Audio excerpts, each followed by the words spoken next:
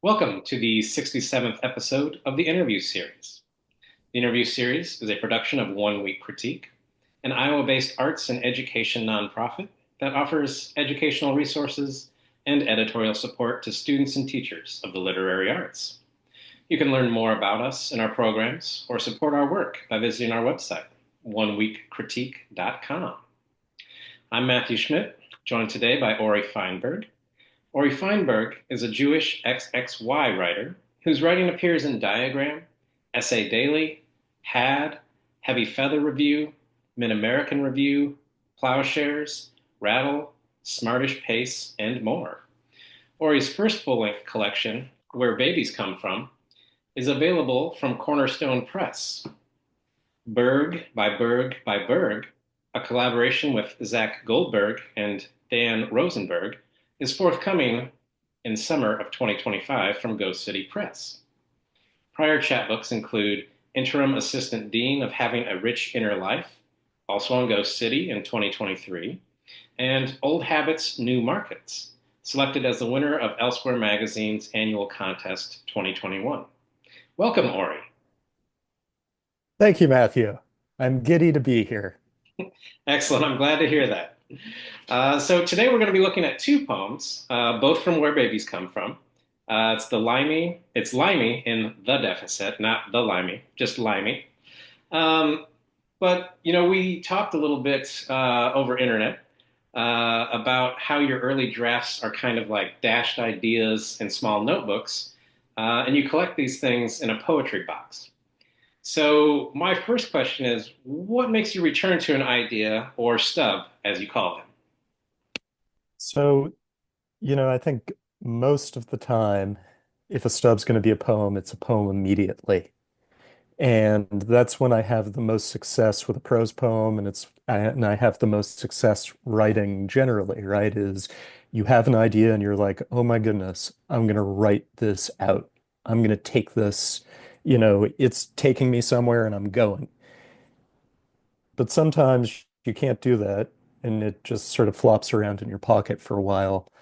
And, I've tried various things in the past to sort of fish around in my stubs for a good fit, for something that's good. And sometimes it's been like, oh, each week at the end of the week, I'm like, well, I'll see what I can get out of my stubs. But also, they just have a tendency to grow. Uh, we'll get into this more, but most of them don't go anywhere. And sometimes, I feel like this is interesting in the context of drafts. Sometimes the stub that starts a poem never actually makes it into the poem. It's just the idea that sort of gets it started. So, Yeah. So about this poetry box, like I'm intrigued about like where you keep it. Do you ever clean it out, or does the box just keep growing? the box keeps growing. There's I would sort of say been a sad downturn in the growth of the material in the box, which is sort of twofold. One is, the glorious power of technology, which is, of course, I don't have to carry around a notepad because I've always got my phone. So I start entering the stuff in my phone, and I've got, sort of digital boxes, which are far less romantic and tactile. But the other side of this too is that I've got a sort of light dysgraphia.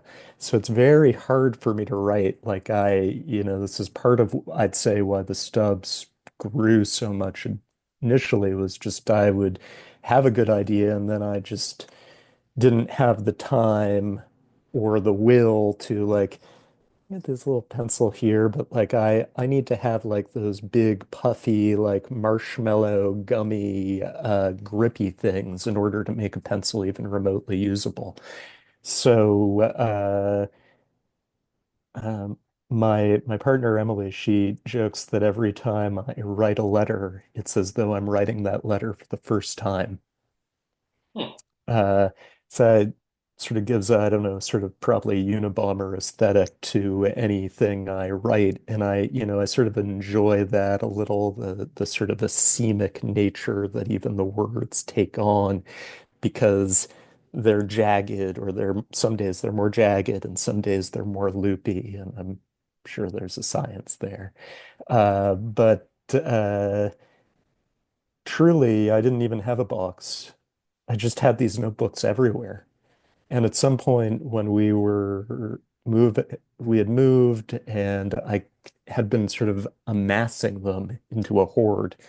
And eventually I was like, I need a box for this. I need a poetry box. And even in the existence of the box, the sort of ritual around it has changed because initially I would go in and I would pull a stub from a little notebook. I can't believe I don't have any here, but this is what happens when you're packing up an apartment. But I would pull a stub and I would write it. And that was sort of like how I motivated. I was like, well, I'm either going to write something out of this or it's not going to go anywhere. Uh, and then I got precious with them, where it was like, I'm not throwing out any of these. How can I know if they're good? Which is, I would say, actually, I think I go through sort of a weekly. How can I know if this is good? And so there's ebb and flow in the box. I really like having the box, and it is, sort of the downfall of the digital age, right? Like you can take all the pictures and then go to Flutter Stomp and get them printed and sent to you, but you don't. I sort of wish there was a like a poetry service and I could send them my notes and someone would type them up on a typewriter and then send it back to me, right? Like I feel like everything looks better on a typewriter. It does. It has I don't know. It's more whimsical somehow on a typewriter because the action is actually present and you can watch it happen. I don't know. Yes. Well, that's in the it when it's happening, and then also it's that the it embosses the paper, right? Yeah.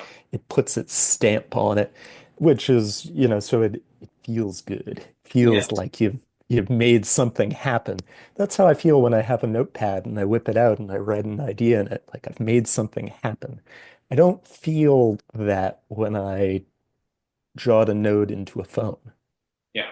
So this is sort of a past or current life. I was an academic integrity professional, and one of my favorite studies was that students were more likely to obey an honor code if they signed it in pen with their hand than they were if they signed it digitally. Whether they signed it, like online digitally, I agree. There was a massive difference between that and a handwritten signature.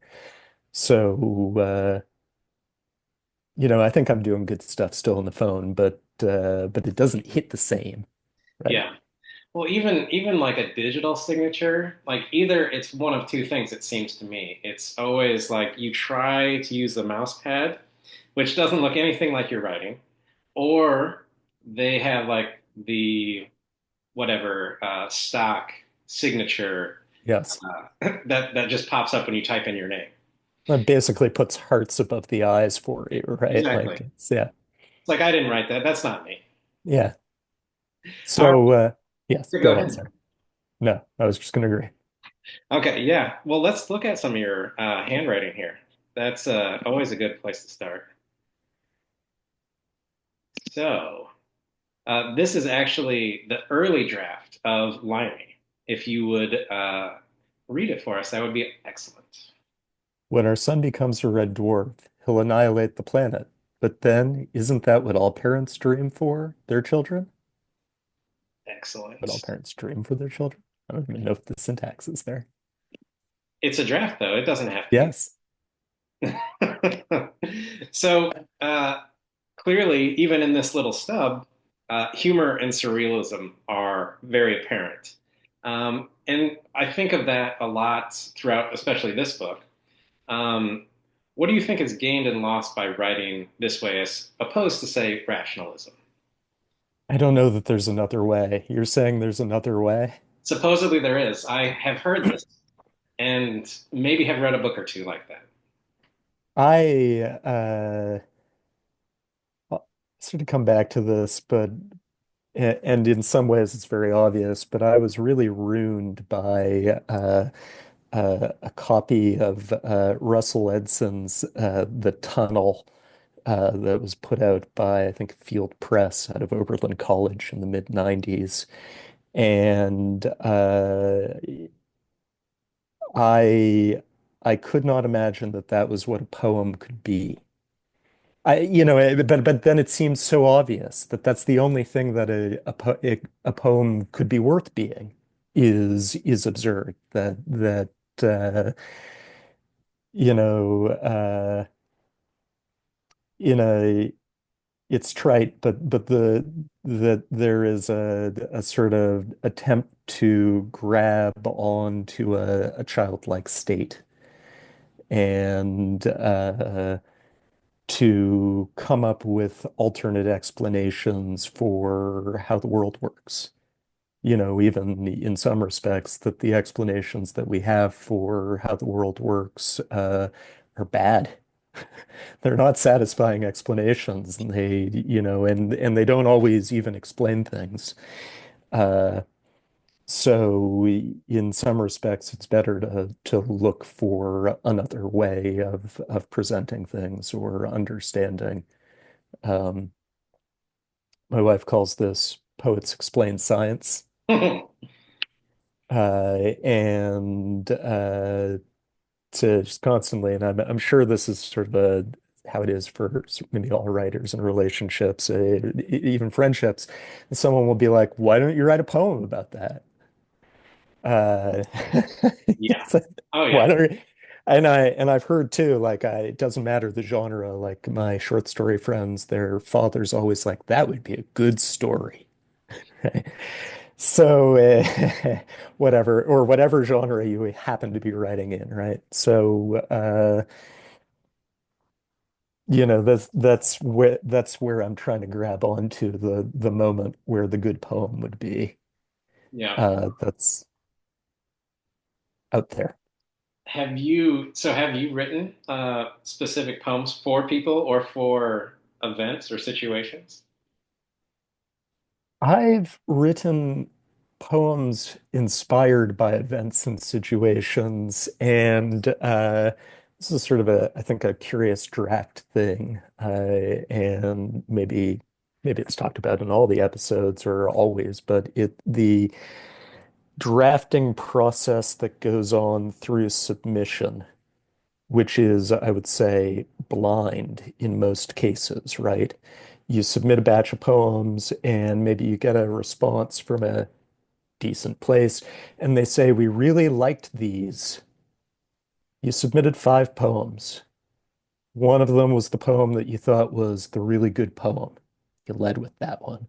And then there was a fifth one that was like the fuck it poem. It was like, "I just wrote this and I'm not sure what to do with it, but I'm putting it in with these because it's new." And then after you get that thing, you're like, "Well, so something's going right in these poems, right? But it wasn't quite right." Right. Well, it just didn't quite make it. So what do I have to do to make it? And then you make it up. Yeah. You just do what's more of you, or if there is a discernible aesthetic to the journal, maybe you tweak it in that way or something. But yeah. Do you So think go on. Yeah. so? In my experience, the "fuck it" poem is the one that most often gets accepted for me. Always, always. And also it's always the one where people are like, "This one's so interesting." And I always wish that I could just capture the fuck it energy all the time. Yeah, I know. Because I don't know where those poems come from. But that's also, I think a thing about writing prose poetry and that absurd thing is that those are the ones that hit. Yeah. But also, yeah, Yeah, it's like how do I harness the energy of the wild ones yeah. when I don't always have the energy inside of me or something like that? Yeah, it's not always wild geese, you know. I let my soft body love a lot of things, but you only get a line like that every now and then, right?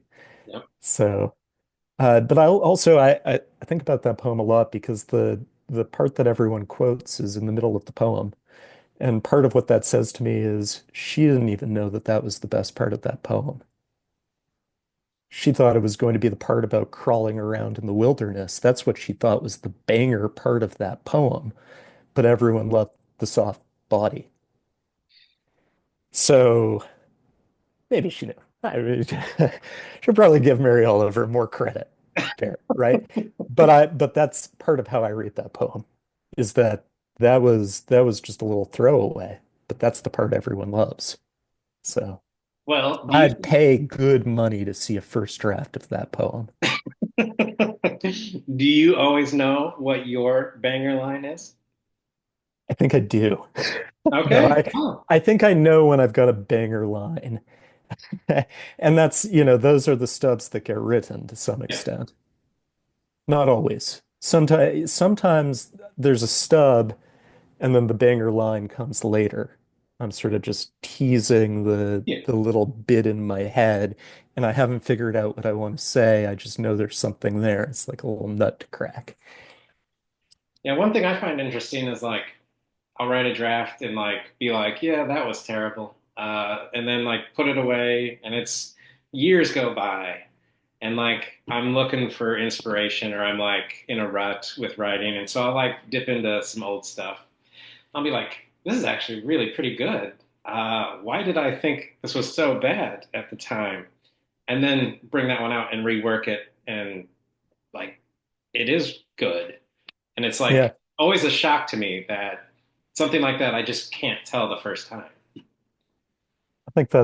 I think sometimes you know and sometimes you don't know, right?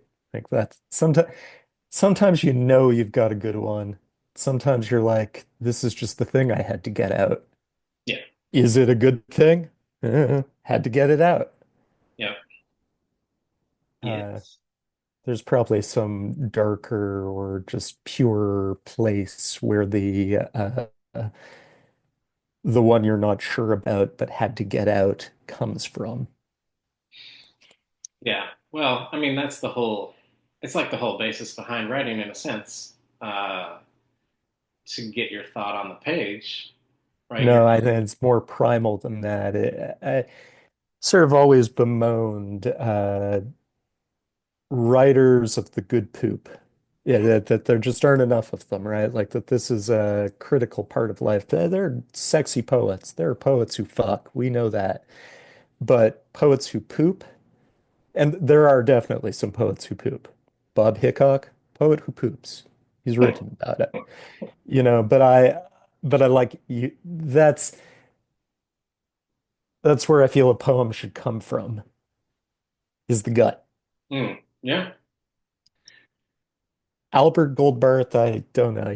If he writes a poem from the gut, I think he churns it out of some higher order chakra place.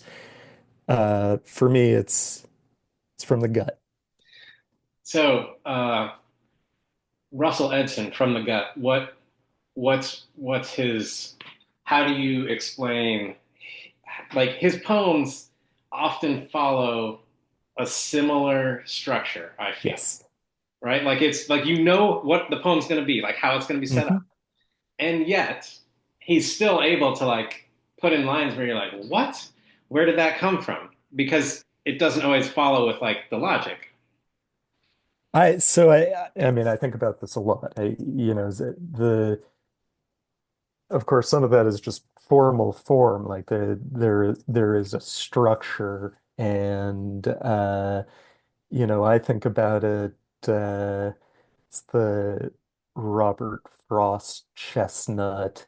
It should begin in delight and end in understanding. Is that ish? I don't Yeah. know. Acceptable AI prompt generated for Robert Frost. And I, what I would tweak on that is the role of confusion.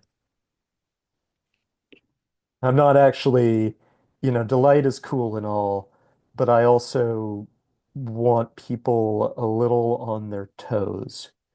And I think, I think Russell Edson does a lot of that. The putting us in a strange setting, developing the setting, and then closing it out with something that could happen in that setting. Yeah. That's the format, and I do it in a lot of my poems. It's a good format. I don't think it's the only format, and I try, and this is he can't defend himself now. He requires no defense, but that what I try to avoid is tossing in a monkey. And Hmm. that's something you can always count on Russell Edson that if it wasn't quite working, or yeah, people have motifs, right? Yeah. Every poet writes about the moon.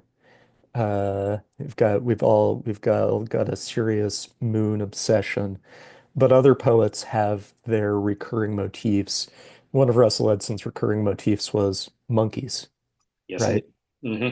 Or the ape, right? Yes. Simian characters, right? Right. Yep. I don't know if if you go through his oeuvre, if you could find a baboon in there or something. I'm sure, it's Yeah. in the fullness of time. Totally. Uh, so this is like I'm treating this like it's a knock at him, and it's really not because it's just a motif. But I try to write these without resorting to throwing a monkey in. And I guess in a way, what I would say is um, I want it to be absurd, but I want it to be logical. I don't just throw in absurdist elements. Like they're not, I don't think they are in a proper sense exquisite corpses. Hmm. Though I reference, I like there's at least one poem where I joke about that because, of course, that's part of the Oh, yeah. absurdist tradition.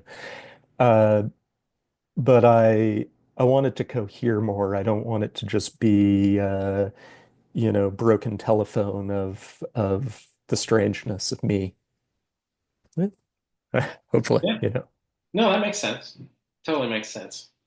Well, speaking of the role of confusion, let's look at one of your full poems, the actual end result of Limey.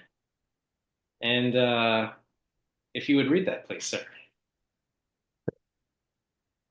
Amy, she is the daughter of the man who has been stealing limes from the moon, that inveterate hoarder of lusty dusk and citrus, which it keeps as proof against scurvy that it fears could strike unexpectedly, causing the moon to pop from the sky like an orbiting tooth from the galactic gums. The limes are hidden beneath the softest silt and must be approached silently, then coaxed from their sub-zero slumber with phosphorescent entreaties and talk of the sea. Only then can the man pack them in Demerara rum-stained barrels before sliding down the first shoots of dayspring to the ground. She catalogs and then candies the limes to bet in her monthly poker game with our son, which has entered its adolescence and constantly threatens to expand and envelop us all in a maelstrom of fire. But then, what more could a parent wish from its child? Excellent, thank you. So, uh, let's have your. Where did you put in the confusion in that poem? I mean, in some respects, the confusion starts with the very first pronoun, right? And we never get quite who she is. Hmm. We know she candies limes. We know that she's in a monthly poker game with the sun. We know that her father is a poacher of the limes from the moon, but we don't know who her father actually is or if he is particularly relevant, Right. right? Uh, I think there are several absurdist strains in here and sort of truths facts that you must be prepared to accept to go with the poem, right? I mean, just that the moon could be something you could steal from, that the moon has an obsession with citrus. Yeah. Uh, I think if you accept one thing, it's easier to accept another, probably.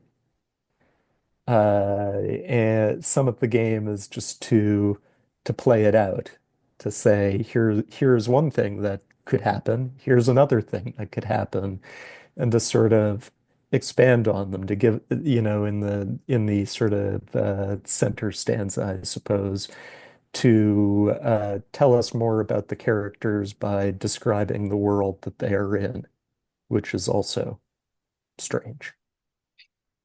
So, in this revision, right, as you said, it's a daughter at the beginning. So the son from the original is now a daughter. Um, but you do have an SUN son that the daughter does play poker with, which I find interesting in its own strange way. Um, and, you know, I say depending on how the poem is read or how one looks at the poem, the daughter could be the son's father. I mean, that's an interpretation I could go with. Hmm. Um, but you have talked about, some of the absurdist game plans, so to speak. But what is your contract with the reader when this much is open to interpretation? Again, it's it's about telling the truth.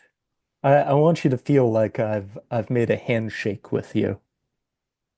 Uh, and this is probably, sort of what remains of, when I started writing these, I was in a nonfiction genre MFA program, and I just kept writing these. And I wrote a lot of these while I was in my nonfiction program, and some of them ended up in my nonfiction thesis. Is this nonfiction? Well, how could you call this nonfiction? That's ridiculous. It's fantasy, right?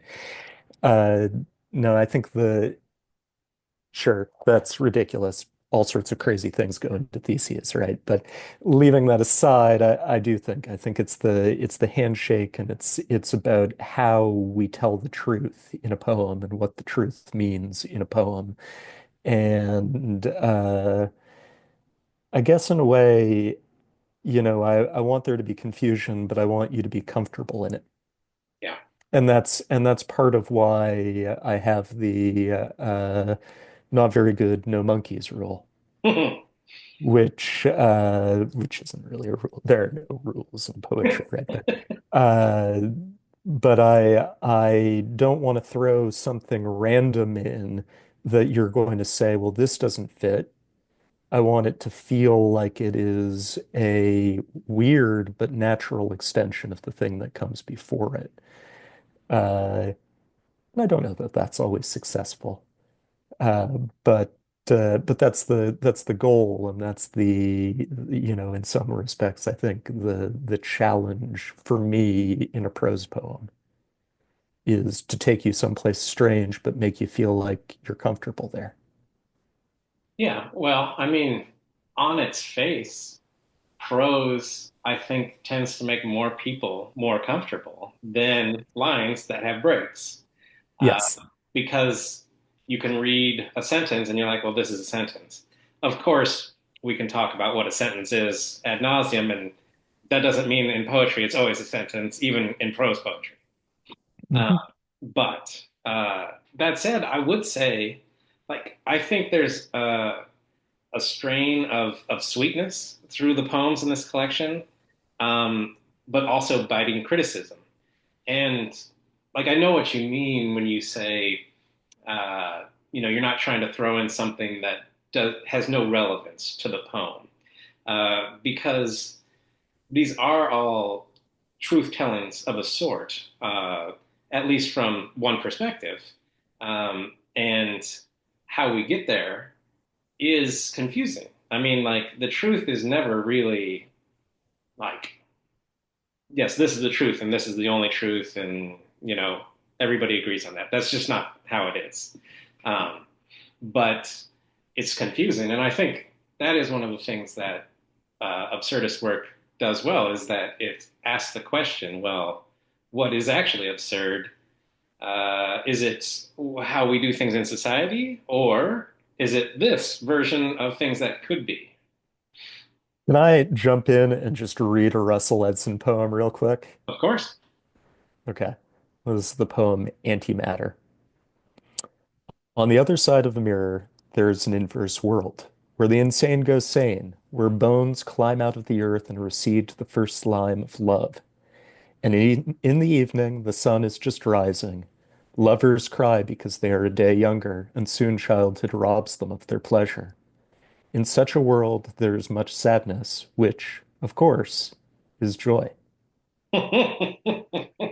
Just like Yeah. nails it, nails it. So I think that just the thought of this while we were talking, and I was like, oh shit, I need to pull that up because I think it encapsulates a lot of likely what Russell Edson was trying to do, but also what insofar as there's a try and not just, you know, Feinberg's Wild Ride, uh, that is what I'm trying to find. That's not all just inverses and juxtapositions and whatever, sort of easy metaphors. But you said criticism. I would say there's definitely criticism. I think there are a fair number of poems where sort of healthcare or the healthcare system comes up and it gets sort of implicitly or relatively explicitly, I think, called out. But there's also a lot of sadness. Um, like I would say sadness is a central thread. And, as to what I am trying to do, sometimes I'm trying to, lead you from delight to understanding or confusion to enlightenment. But in a lot of these poems, I'm just trying to fucking destroy you. Yeah. That is like, I'm sad. I'm sad. I want you to feel it. I don't want to say to you, Matthew, I'm sad. I'm a sad poet. Because that is essentially my typecast. I am a sad poet. But I don't want that to be I don't want to say that in the poem. Right. Like, oh my God, right? Show and tell. Anyway, so this is sort of hidden in a way because we're looking at drafts and poems from Where Babies Come From. And there's a core of poems in that book called Where Babies Come From, called Where Babies Come From. Who would do such a thing? So, and they're not where babies come from, are they? Exactly. Not exactly. No. Not exactly. Uh, but, you know, at least in part, they were written while trying to make a baby. So, and that is a thing that we were not successful with, and we sort of concluded that journey before the book was finished, of Hmm. course, right? So, some of them, I want you to feel weird and uncomfortable, and like the baby, like, well, that's not a good way to make a baby, or whatever it is, right? Yeah. Uh, it can't all be safe. It can't all, we can't. A lot of these end with a clean. I got this a lot in submitting, where people were like, "I think the ending is just a little too perfect." Hmm. That's and I would say in some respects, the poems I sent to you in stub and then final part form, they're not poets. They're not poems that end uh, perfectly. They end a little scarily, I would say. You're lulled into a false sense of security because everything's going good, right? Like, oh, everyone's playing poker, they're pickling limes. This is a little weird, but it's no big deal. But then suddenly the sun is expanding and annihilating us all, right? Yeah. So Yeah. it's Uh, fun. It's funny until you think about it. Oh yeah. right? Yeah, but I love that it ends like that though. I mean, it's it's like both an obvious ending uh He in makes a little sun jokes. That's yeah, funny. it makes a That's little funny. sun Oh joke and wait. it's like haha. And but then you're like also Oh shit. yes. Um Couldn't a parent want something else from their son? What kind of a son is this? Well, it's a son. Yes. oh man. Yeah. What was I so, oh yeah. So perfect ending. I find that an interesting complaint I because hate it. I could go into submittable and I don't want to put editors on blast. oh yeah I don't want to say who was editing Monkey Bicycle in 2014. No, anyway. But these are the sort of comments I got, and I think I did learn from that in some ways, but also sometimes you just want to sometimes you want everyone to go to bed safe. yeah yeah no doubt. So you did answer part of my next question, why prose poetry as the format for these particular musings, because you were in a nonfiction program, so you're writing prose. But here's the interesting thing: you joined a poetry group we had going, and I can't remember. Like, I bought the book, and I was like, "What the hell is this?" Like, I swear I've not seen Ori write a single prose poem the entire time I've been like writing with you. Uh, Yes. and so I'm like looking at this, I'm like, what?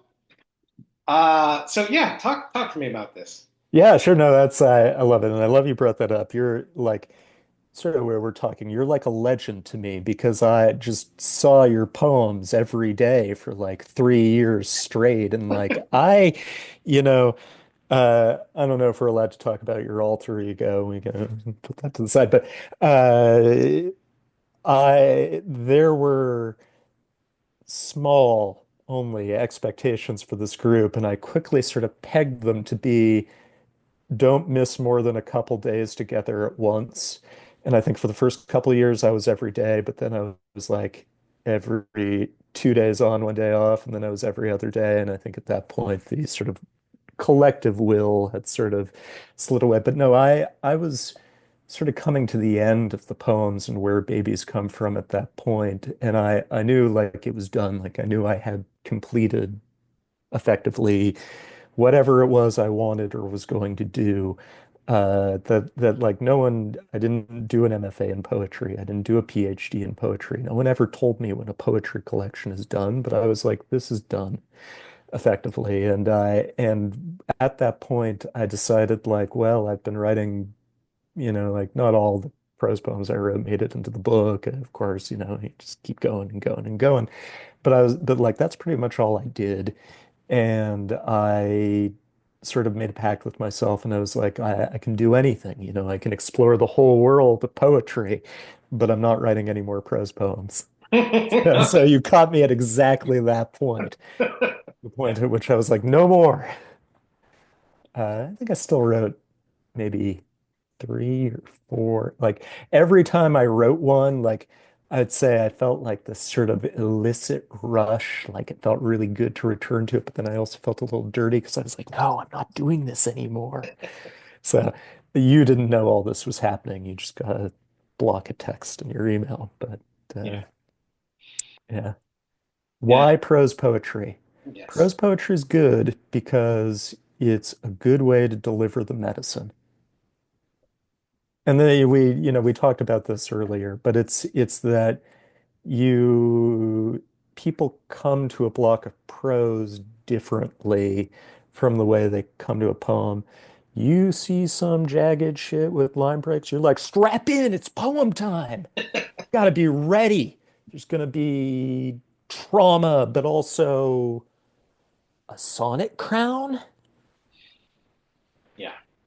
Could be. Could be. And you got to be ready for that. And you sort of if you're if you've passed through various parts of Iowa, Ames, Iowa City, if you've passed through parts of Mississippi or whatever. If you've gone through academia for your poetry, then you see a type of poem and you strap the fuck in, right? Prose poetry is different. And I think it's different in journals, though I think we're sort of in a golden age in a way. I feel like like prose poetry has moments. I sort of felt like I was writing a lot when it wasn't really having a moment. And now we're back in a moment. Maybe everyone feels that with every type of poetry they write. God damn it, sonnets are in, but I was writing sonnets 5 years ago. Yeah. But I was writing sonnets in 1624. And, things come back, things roll around. Uh, but I have totally lost my train of thought. I was really in it. Can you reel us back in? Yes. Why prose poetry? Why prose poetry? Because you don't expect it and it delivers the medicine. Yeah. So you think you're getting a block of information and you prepare to receive the information. I think that's, sort of school training too.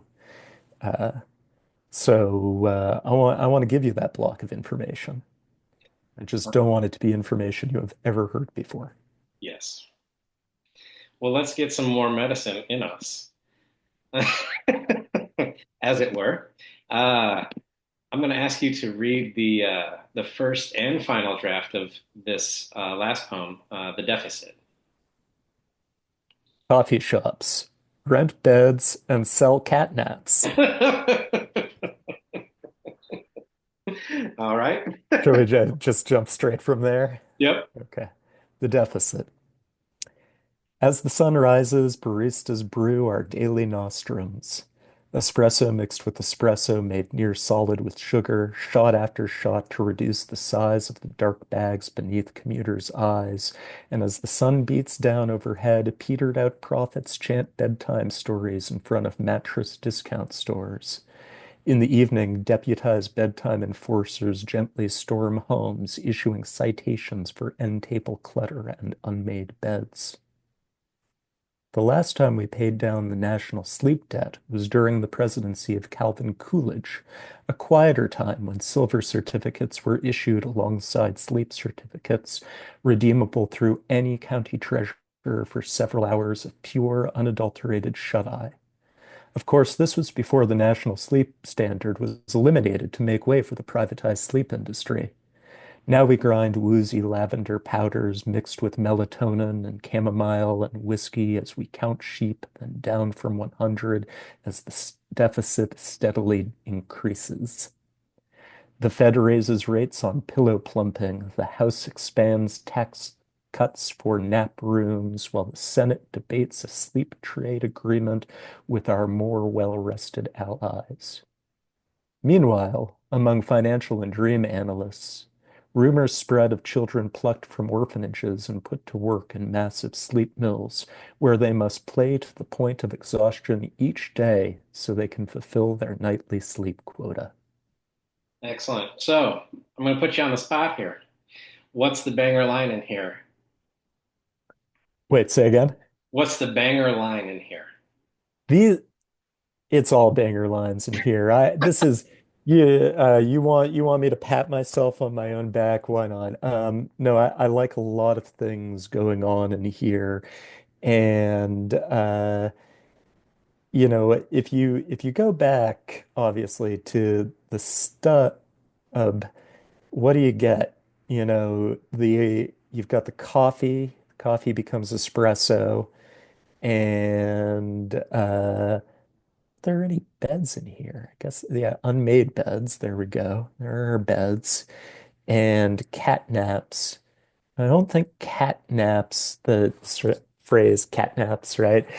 Uh, I'm going to tell you, I don't honestly remember playing with cat naps as a thing, but I can absolutely imagine myself sitting down and writing like, the scale of these things, probably 21 words about cat naps in some dystopian sleep future, right? Which is where we basically are, which is where we have been since 2001 and remain.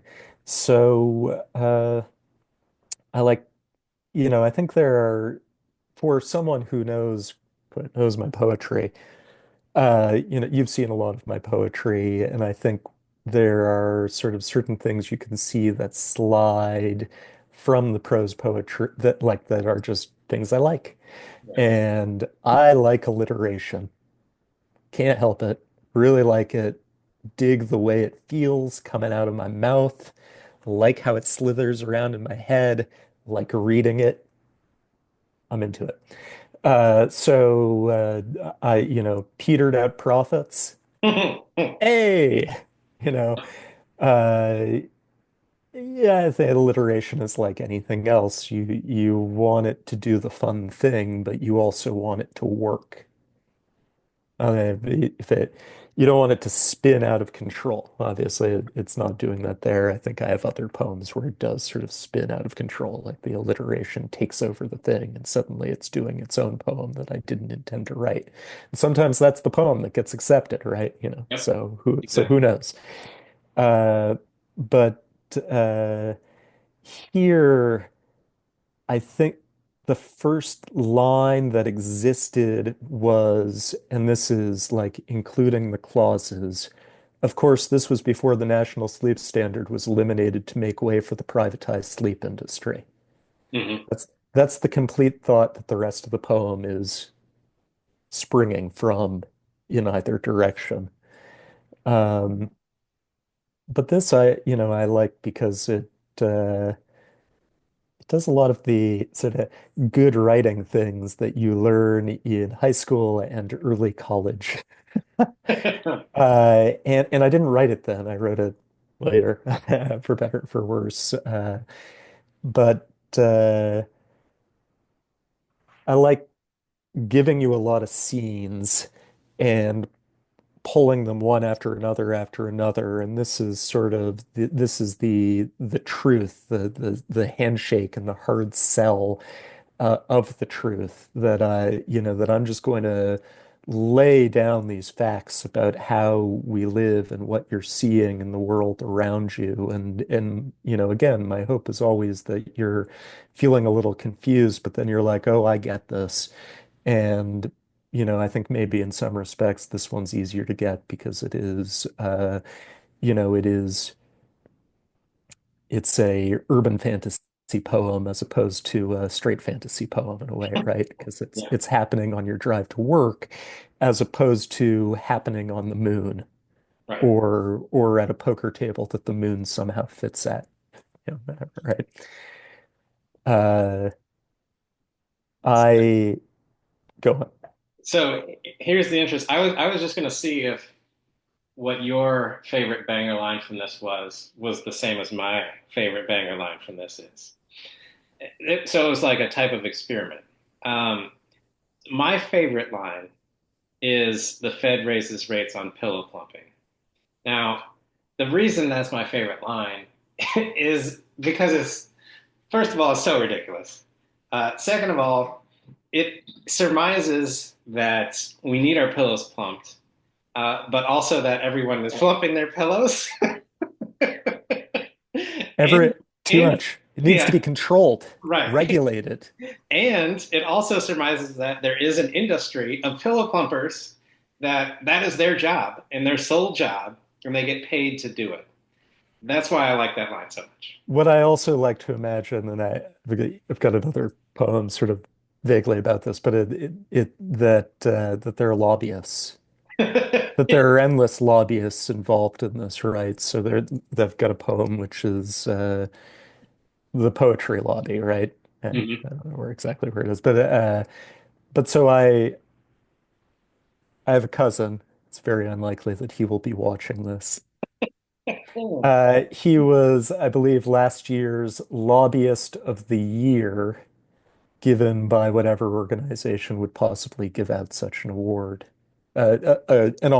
An honor to be sure. But I don't, I have a vague sense of what he does, vague. And I have a also vague, slightly more refined, but still vague sense of what lobbyists do generally. I really just like the idea of lobbyists lobbying for all sorts of random things, like that there's a kitten lobbyist, or that there's, the smoked ham lobby that's trying to advance the interests of smoked ham. I don't really like smoked ham, but I would feel better knowing that they were in Washington than some other interests that currently prevail. Mm, So yes, you know, I think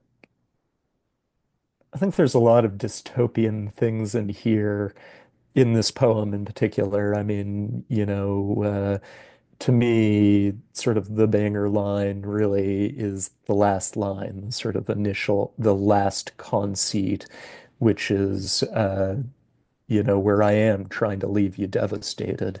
Because again, this is a thing that it sounds so sweet, but also it's, the very real sort of mechanism of capitalism that, of course, if there is a way to extract this from children in a faraway country, that will take better sleep in order to do that. yeah. Right. So that's the deep dark place. But the actual idea is lovely. Children who are forced to play so that they will have to nap. Right. Ooh. Like sounds great. I would like to play and then nap. Exactly. Sounds perfect. I would do That's that pretty every much day. that is the dream, in Yes, fact. Every poet's dream. exactly. Um, so we talked about these stubs. You also have called them blobs in an email to me.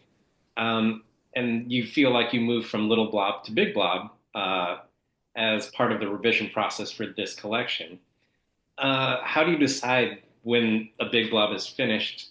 I know we kind of discussed that a little bit, but maybe more so, why does the little blob need to become a big blob? Like you could have like that catnap one could it's pretty close to a haiku already. Could just be a haiku. It's true. It's true. I feel like it would have been a much more consistent poem a dayer if I had leaned into the haiku, and that my resistance to that was really unwarranted. Oh If I yeah. was doing it again, I would write more haiku, just putting that out there. Uh, so one thing that I like about the deficit in particular for, purpose of discussion here is that the stub that starts it all has barely any bearing on the poem, and that, sort of effectively, there are some like lines that came out immediately that came from my gut when I wrote the initial draft. But what you see here, this is probably my most drafted poem, Hmm. like in a sort of traditional sense, where I would print it up and scratch things out and annotate. And also it took various forms because this was the fifth poem that never got taken. I'll admit it. It's in the book, and I like this poem a lot. And I've read it to, I think, reasonably good effect in various settings because almost any conference you go to, there's going to be a reading where people haven't had enough sleep, Oh yeah. Without a right? doubt. So, you gotta pick what's right, I think, for the setting, and this one's often right. But it's been a lot of things, and it's been a lot of things in part because of that semi-blind submission and revision process. Because it's been in a lot of packets where people were like, we really liked this one in particular, but it's not quite right. And as a result, I went all over with this. And there was even like some contest, 2018 or who knows when, that was like it's got to be under 250 words. And I was like, fuck it, I'm writing 250, 249 words. I'm taking this thing that I like that's at around, I'm going to bulk it up. It's at around 180 now. It's at around maybe probably 160. So I bulked it up to 249. And I liked that, but there was too much. Just what is too much, but this is, I feel like, the poem that's closest to being too much in as to the line, we haven't talked about this line at all, but the line between prose poetry and fiction or shorties or flash or whatever they call it now. And, reasonably, I'd say a dozen, maybe 18 or more poems that are in Where Babies Come From were published as fiction initially. And in even one occasion, which you know, intrepid viewers will have to find this on their own, I made a mistake and I forgot that I had had a poem published because it got published as fiction. I just submitted the same thing again. It got published as a poem. Yeah. It was published, and it's in the book. It was published two places. I'm sorry, guys. Like, it wasn't intentional. Since then, I've sort of thought a lot, and this is a horrible thing to think, but like, just take the poem I really like and submit it everywhere continuously until someone catches on that this is the fifth time it's been published. Like, it only gets read a handful of times. So this piece got a second life, uh, but I never changed a word. I just mix matched my submitting documents. Yeah. No, that's interesting. Yeah, so I didn't bring up what I didn't ask the question what the difference is between those things because we could What talk. a boring question that is. No, Sorry. no, because we could talk for days and Yeah. argue over what is considered one thing is also considered this other thing, and it's almost like, why are we arguing? Let's just enjoy the thing and not call it something, you know?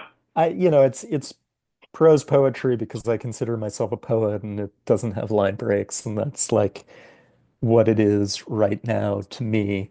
Uh, but it's been other things. I guess I sort of it's fascinating to me how many editors have pushed back on it one way or the other, Hmm.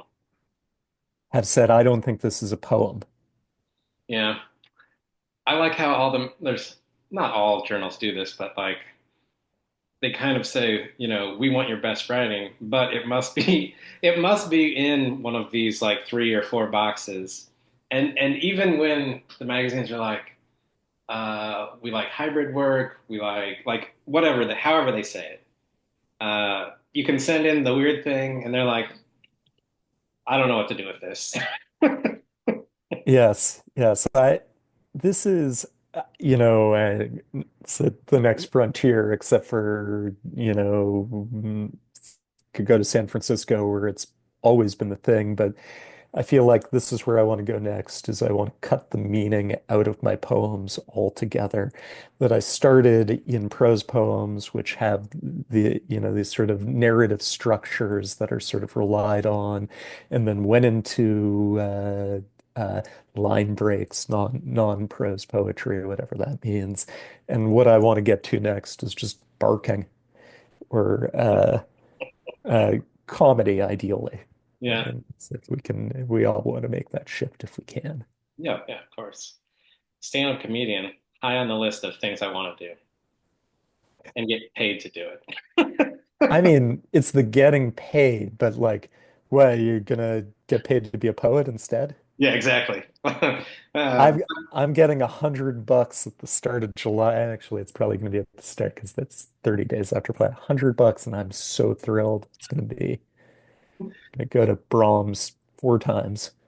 Yeah, nice. See, like the deficit between the amount of money you spend on poetry versus the amount of money you've made on poetry. Yeah, Lots of people have written this essay or done this tabulation. It's always terrifying to me. I think it's relatively easy to justify $2 to $3 in submittable costs and say, like it goes to administrative costs, and like anyone who's ever touched a journal knows like it's always hemorrhaging money unless you've got a patron stashed away somewhere. So, we get all that. Uh, but it still adds up, right? yeah, In a way, feel like you only need like one or two of those big fishes a year to cover the submittable costs, and you're good. And the real challenge, and I think you know of this too, is in submitting for book contests and chapbook contests, or even, I suppose, yeah, submitting for single poem contests, which, I have some poems I really like, and by and large, I don't submit them to those contests. And everyone's like, oh, but those contests, they get like 40 submissions. Like you're actually more likely than in the general pool. And that's just insane to me. And I don't want to spend $30 and be thinking about that for the next 3 to 6 months. Oh, I'd rather buy someone's new book of poetry and, you know. yeah. No, I shouldn't admit this on I shouldn't admit this live, but I basically have refused to pay money to submit my work for the last like 2 years. Like if anywhere is charging a fee, I have not submitted to you in the last like 2 years. I think that's brave. And there are certain journals where I've eventually come to that. Like, okay, one, all right, I'll name names. Black Warrior Review, they moved it from $3 to $5 for submission. What the fuck? I'm about to get canceled by Black Warrior Review. No, that's insane, guys. $5 is no longer like uh, it's like I would say sort of similar to what's it? Mega Millions moved the price of a ticket from $2 to $5, and the justification behind that I thought that was a good idea was this is going to make the jackpots even bigger, but what's happened is there have been like a quarter the number of jackpots because a $5 bill is real money. That's real shit you can see just floating away. Whereas if, putting in a buck or $2, that's pocket change and you can afford to make a little, take a chance on your pocket change. $5 is crazy. It's not the same with poetry, but $5 is crazy for reading a packet of poems. And I don't know, I'd be sort of curious to find out if they went from having, hitting their submittable cap every month to, you know, 100 submissions or whatever. Like frankly, I would assume that a cap like that excludes exactly the sort of people that literary journals claim to want submitting, Mhm. and all all the privileged people, right? Like, that's Yeah. it. So yeah, so I'm on the fence because there are still places where I feel like I'm prepared to give them $3 because I like what they're doing. But then there are also places where I'm like, y'all have an endowment. You can afford to make submissions free. Like, this is a choice you're making. Uh, but then I'm like, but if I sub but this is a top 10 literary journal, and if my poem is published here, 17 people will read it and they'll give me $90. And that $90 is very important to me. That's not, but so you'll decide whether you want to keep this in there. But Oh, it'll be in yeah. there. No, Yeah. no, I think it's a fascinating conversation, and it's something I have in my head routinely because I'm like, well, there's basically that removes like a good portion of the like upper tier to middle tier Mhm. journals. Like Yes. I just can't be in them if I'm not willing to pay $2 or $3. Who's your white whale of the places that don't charge a fee? This is a good one. I feel like people need to know this. My white whale, like, well, so I actually this is weird because my white whale I've been in, um, and it was the Seattle Review. I love the Seattle Review because they took wild stuff, they would take long stuff, they only wanted long stuff, and I was like, I submitted there several times, before I got in, but I just was like, they're so willing to like take that risk on something that it's really hard to write something long that is Hmm. consistently good. Um, and like I don't even know like going back and reading like what got published in that. I'm like, oh shit, I should have changed like several things. Like I'm like, oh, but I'm also glad that I was in there. So it's kind of like, well, I don't know, you know? I don't think, I'm sure this comes up with some degree of regularity, but I don't think a poem's ever done. Yeah. Oh no. Matt Dell has a whole book about this for drafting, but I think about this a lot for poems. And, you know, Old Chestnut, I come back to The Second Coming a lot. That was a poem that Yeats just kept revising. He couldn't put it away. He kept seeing things he wanted to tweak. Or, poets don't live this way anymore, but T.S. Eliot, like, labored over the wasteland. Like that it's like a multi-year project. And I think also a poem that was revised after publication and then republished. And the second edition actually was not a completely different poem, but like the things change. So I don't ever, on the one hand, I feel like in assembling a book of poems, that's like one of the most challenging things is that like you've got your darlings and then you've got your darlings that have been published. I feel like those are the hardest ones to cut and say like, nah, this doesn't really fit, or I actually, you know, at the time I wouldn't have sent it out if I didn't believe in it then, but I don't believe in it now. But that's different from this has been published and you know what, I'm going to change it. Yeah, it changed a lot of poems that are in Where Babies Come From. I don't think the banger lines remain. I'd say a lot of these poems there were like 12 words that got changed 12 times in 12 months. Like, do I want in or do I want over as my preposition? What will this mean? And that's like, in some ways, that's the really neurotic and pleasurable revision where you can stop if you want to, because someone has already told you you're done, but you're like, no, I can make it even better, whatever that means, right? Right. Yeah, I think maybe something about that is you're trying to fulfill this some I don't know, like a vision or like something inside of you that is unsatisfied with even perhaps your what you consider the best poem you've ever written. And you're like, oh man, I'm never going to write a better poem than that. And then like eventually you will. You do. But but then you change your mind and you're like, Yeah. no, but it's not the one that you thought was your best poem all along. It's a different one. And so I find that interesting, like thinking about your own work. Um, I think it's a lot easier to think about other people's work because you have that distance, and it's like even if you like the person or dislike the person, like you can still have a fairly decent uh, and honest conversation about the poem, I think. Yeah. Uh, you know, Poetry is personal.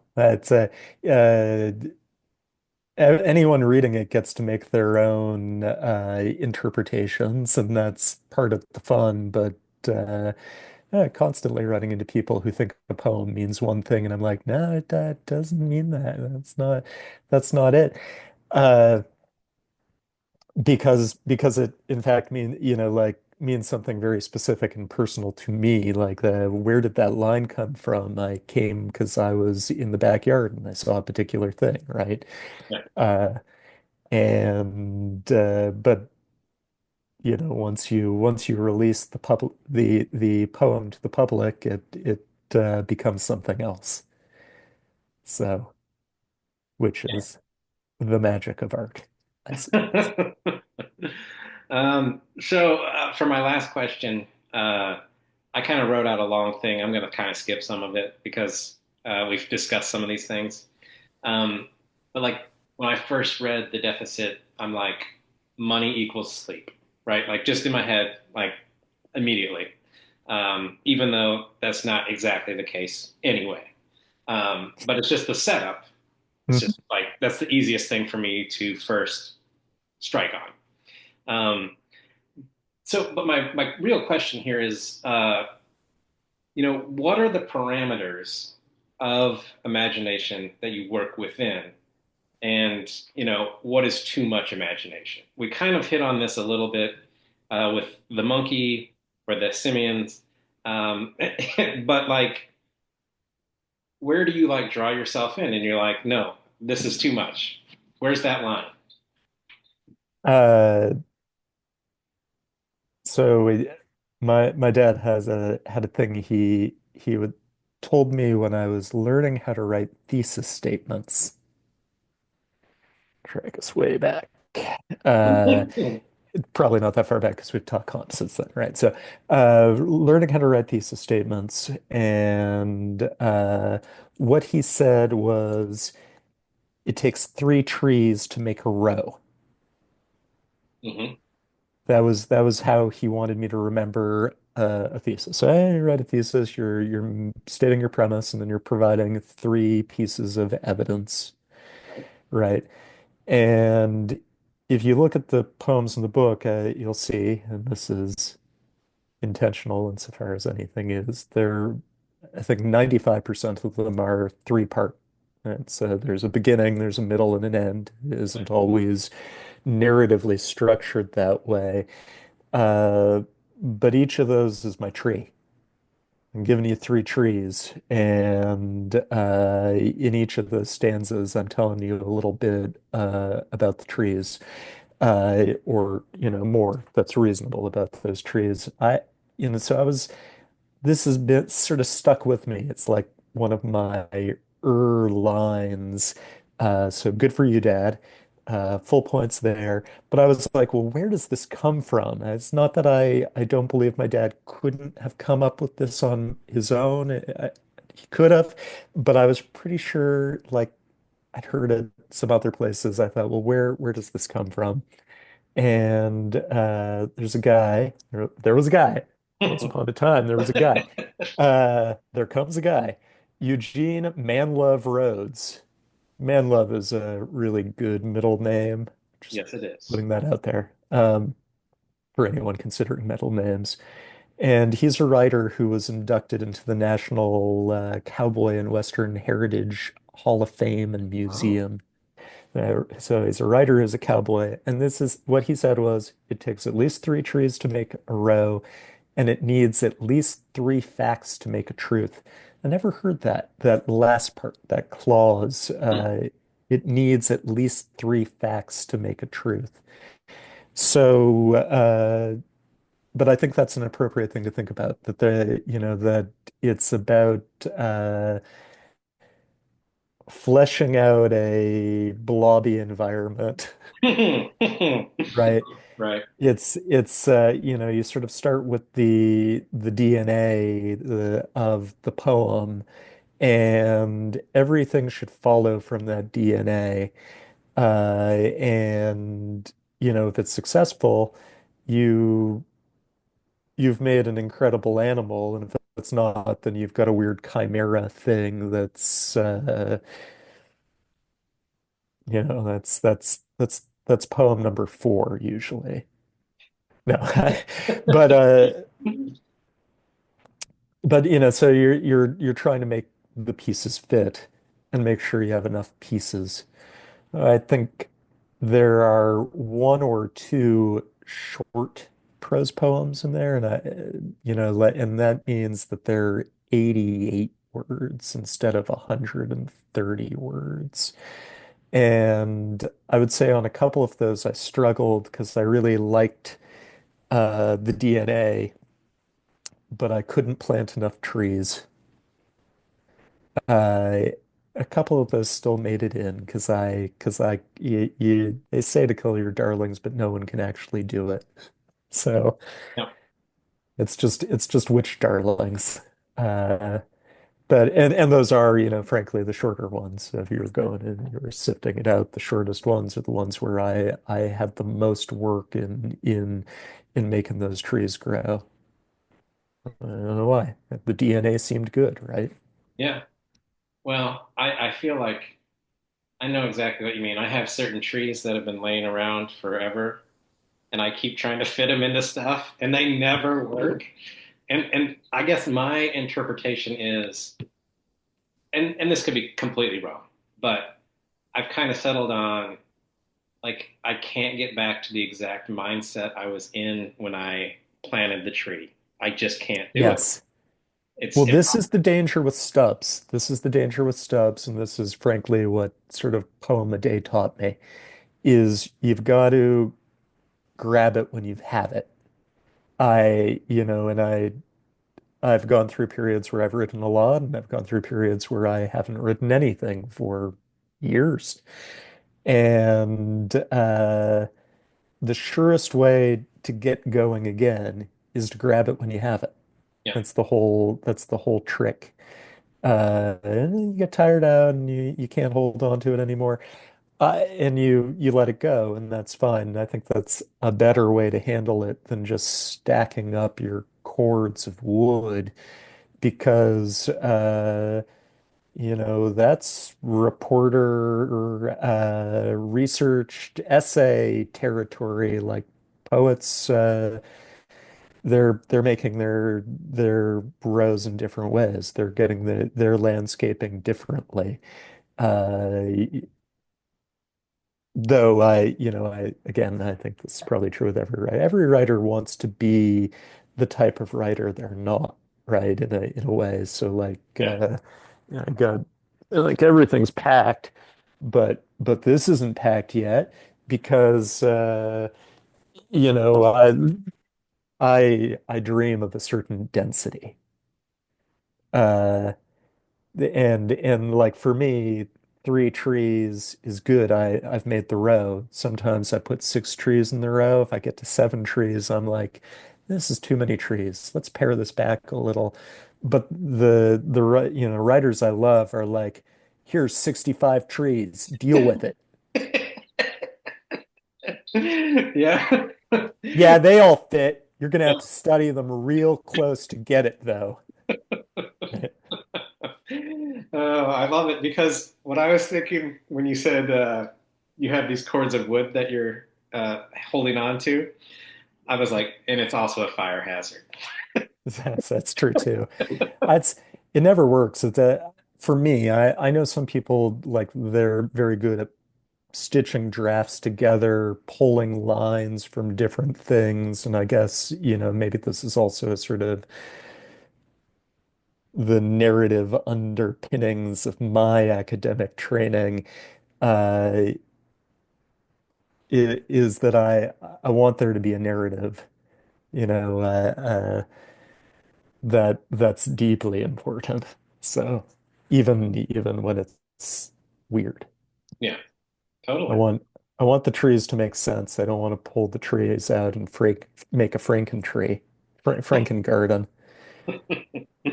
Well, there you have it. Ori Fienberg, arborist.